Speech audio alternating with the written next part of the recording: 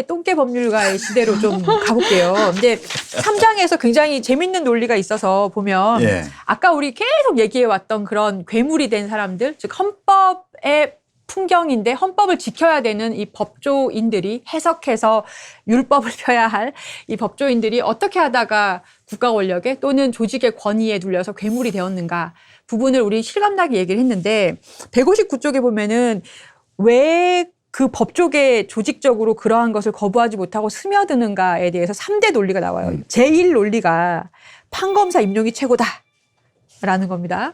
판검사가 최고. 제2 논리는 좋은 일은 나중에 하고 너의 위치부터 확보해라. 그리고 제3 논리가 가장 중요한 건데 쓸데없이 튀지 마라. 그러니까 지금 이런 걸 목격하시거나 그런 걸 목격하거나 아니면은 누가 접대할 때라든지 선배님이 찾아왔다 할 때 싫어요라고 하면 쓸데없이 튀는 거예요. 그런 조직 논리가 스며들다 보면 계속 아까 그 전기 충격 실험에서 계속 누르듯이 아니요. 이상한데요? 그거 위법이잖아요. 그럼 불공평한 거 아니에요? 이런 얘기를 못하는 사람이 된다는 거죠. 조직적으로. 이 대한민국의 법조인들이 그렇게 된다는 거죠. 네, 그렇습니다. 그리고 판사 사회에서 어떤 그런 부분에 대한 문제의식이 생기기 시작한 게 언제부터냐면은 2008년도에 신영철 대법관의 촛불집행 개입 사건 때 그때 2008년도에 형사 단독 판사들이 대부분이 그런 재판 개입에 대해서 그 자리에서 말 못했어요. 그리고 메일로 왔을 때도 그냥 시키는 대로 이제 한 거죠. 근데 유일하게 박재영 판사 한 분이 이렇게 그러니까 좀 반하는 행동을 하셨던 거고 그래서 위헌법률 심판 재청을 해버렸고 그리고 이제 압력이 못 이겨서 어떤 분위기에 못 이겨서 이제 사표를 이제 쓰시면서 비로소 그게 사건화가 됐습니다. 그러면서 메일도 그 당시 형사단독 판사들한테 보냈던 메일도 공개가 돼버렸고요.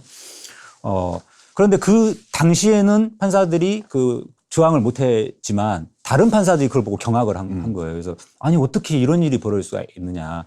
그런데 그 당시에 이제 부장판사 이상의 고위법관들은 어떤 논리를 내세웠냐면 아니 유신 시대 독재 정권 시절 때는 이부보다 더 했어.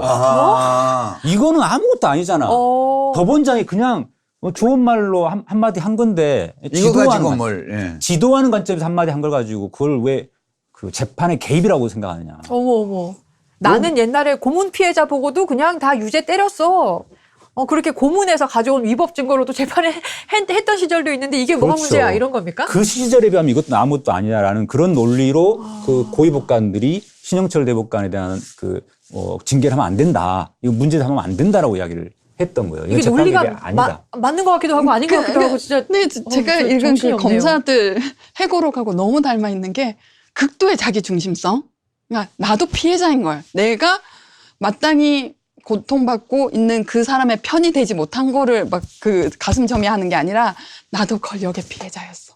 나도 그때 유신 때 압박 많이 받았는데 이게 항상 자기 윗선까지가 나쁜 사람이고 자기는 선량한 피해자 이렇게 미치짓더라고요. 그래서 요게 이제 특권의식의 내면화의 한 단면인데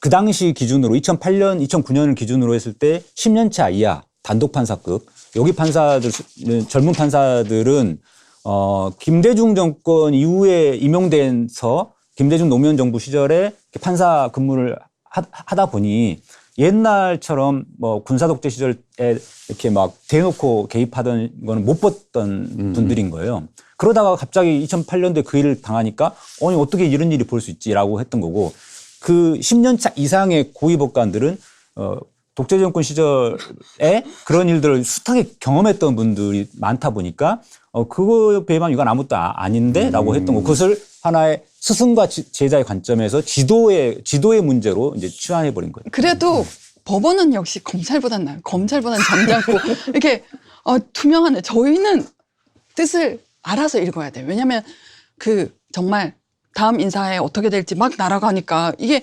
법원은 그나마 인사에 안정성이 있고 튀게 인사를 하면 제 뭔가로 불이익 근데 검사는 그런 게 없으니까 정말 그 굴러가는 낙엽에도 조심하고 그러니까 자기가 책임이 튈 만한 것도 다 여지를 남겨내니까 네가 알아서 잘하게 그러니까 이런 거죠. 가령 어떤 국회의원을 뭐 체포를 하겠다라고 하면은 얘 뭐 수사 압박을 했느니 이런 얘기를 듣기 싫으니까 임시회기가 시작되면은 못 하잖아요. 체포를 못 하잖아요. 그러니까 일요일 끼고 3일만 딱 주는 거예요. 그러면 아 이거 하지 말라는 얘기구나. 밑에서 알아들어야 돼. 밑에서 알아들어야 돼. 그게 딱 그 논리죠. 임자가 알아서 해. 임자 곁에는 내가 있잖아. 그런 거예요. 예, 그 남산에서 예, 그 영화도 나오고. 예. 아니 근데 심지어 자기가 지시한 일도 시치미를 떼요. 그러니까 압수수색 영장 범위 외의 물건을 섞여 들어왔는데 증거 가치가 있어요. 이거 보존을 해야 돼. 근데 그거를 위법하게 갖고 왔는데 그거를 사람을 불러다가 이거 이미 제출하는 겁니다라고 한다고 해서 이미 제출이 되는 건 아니잖아요. 그렇죠. 그런 경우에 증거 능력이 없다는 판례도 있고 그래서 아이고 이거 부장님 어떻게 해야 되죠? 이게 막 섞여 들어왔는데 이게 이 증거로 내면 좋을 것 같습니다. 이미 제출로 해. 그래서 한 거죠. 근데 법정에서 이제 난리가 난 거죠. 한 적 없다. 네, 똑똑한 변호사가 뭐 이거는 증거 능력이 없다. 위법 수지 증거다. 뭐 나중에 이미 제출로 해서 치유가 되는 거 아니다. 징계를 받게 생겼어요. 부장검사가. 내가 언제 그랬어? 뭐 그렇게까지 하고 그랬나?